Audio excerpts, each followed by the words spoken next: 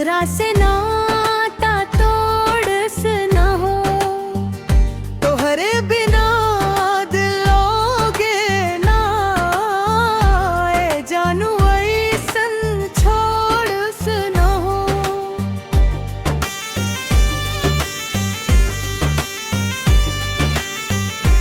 रोजे रोजे तोहार याद सतावे, निंदिया रात भर उड़ जावे। गलती भइल त माफ कर, प्यार के डोरिया मत तोड़।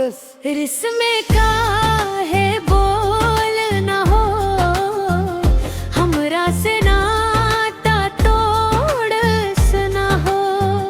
तोहरे बिना दिला ना, ए जानू ऐसन छोड़स न हो।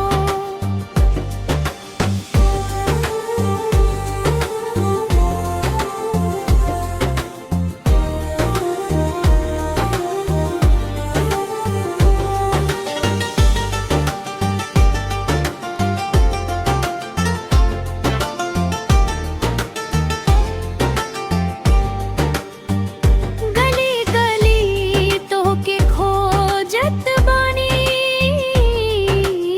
तोहरे खातिर रोवत बानी।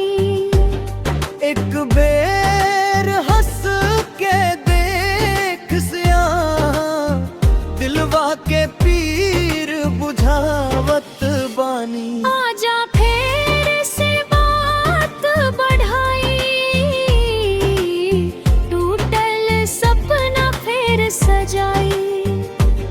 रिसवा छोड़ के हाथ पकड़स, प्यार के दुनिया फेर बसाई।